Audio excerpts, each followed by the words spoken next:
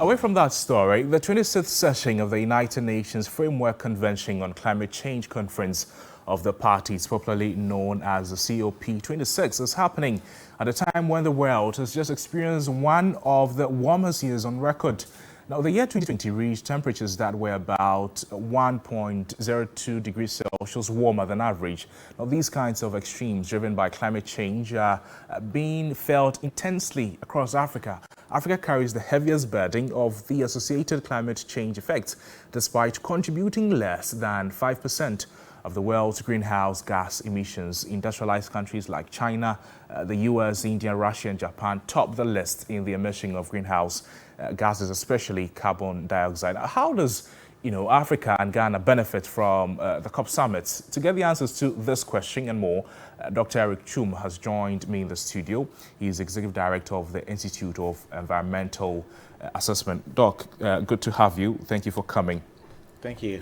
Let's start with this. We'll get more into COP later. But why is Africa, why has Africa become the most vulnerable continent on issues and the effects of climate change? Thank you, and good for having me. Greetings to our viewers as well.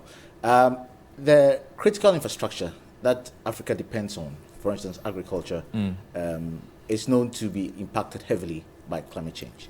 And that's the more reason why the vulnerability does exist. We do not have the funding mechanism for adaptation. For instance, it is known that there are sea level rise. Communities in Ghana, especially the Volta region, are known to have completely disappeared as a result of rising waters. And we do not have the defense mechanism, like sea defense systems, early warning systems in place to avert these vulnerabilities. Let's now talk about the COP26 or the COP26.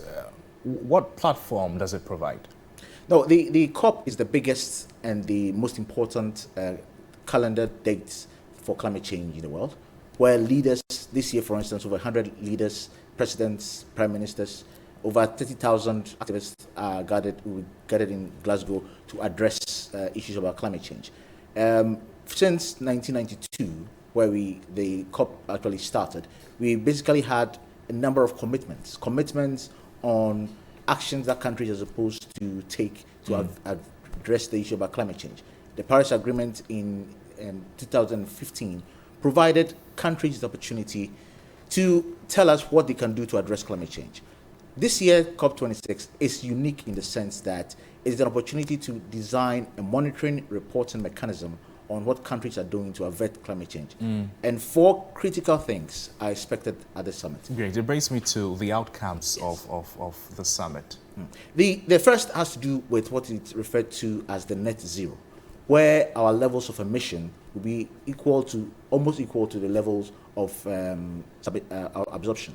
In other words, we do not produce more greenhouse gases than our world can contain.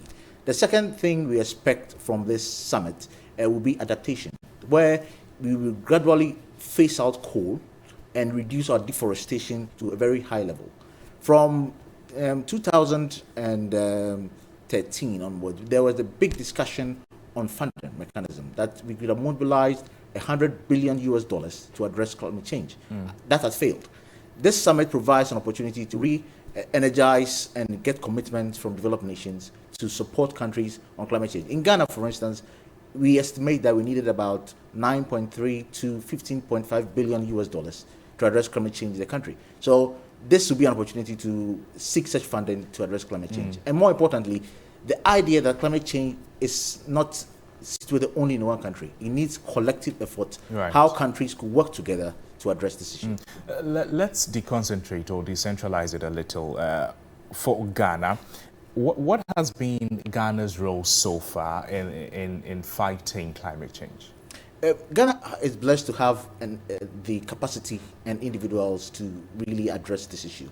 We have had challenges with funding, obviously, which has hindered the progress of what we intend to do as a country. But we have fantastic policies, programs in place. We have individuals addressing issues on early warning systems that we need to do, building sea defense walls that we need.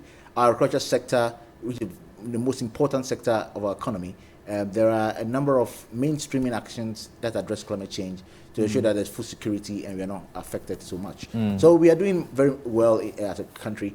only a few challenges which are surmountable. So still on the COP26 and in an effort to decentralize, what impact will the summit have on the lives of the ordinary Ghanaian?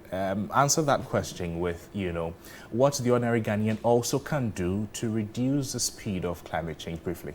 No, I think what we should be looking at, I'll answer the latter question, is that we have come from a section of not believing that climate change exists to the fact that we are realizing that our weather patterns are changing, our agricultural productivity levels are not the same as they used to be. So there is a strong belief within the populace that we have to do something about our climate. So we are doing a lot of afforestation programs. We are training a number of people on climate change. The universities are training people to understand and advise us on what we need to do. In terms of what this summit means to the ordinary Ghanaian, the man on the street like you and I, is that we have binding policies. We are seeking funding to address the challenges that we need to ensure that the country is able to address the issue about climate change. Okay. Doc, thank you. Unfortunately, that's all time will allow for on this conversation. Find time and engage with you. We've been speaking with the Director of the Institute of Environmental Assessment, Dr. Eric Chum. You're watching Midday Live. We're back with business news.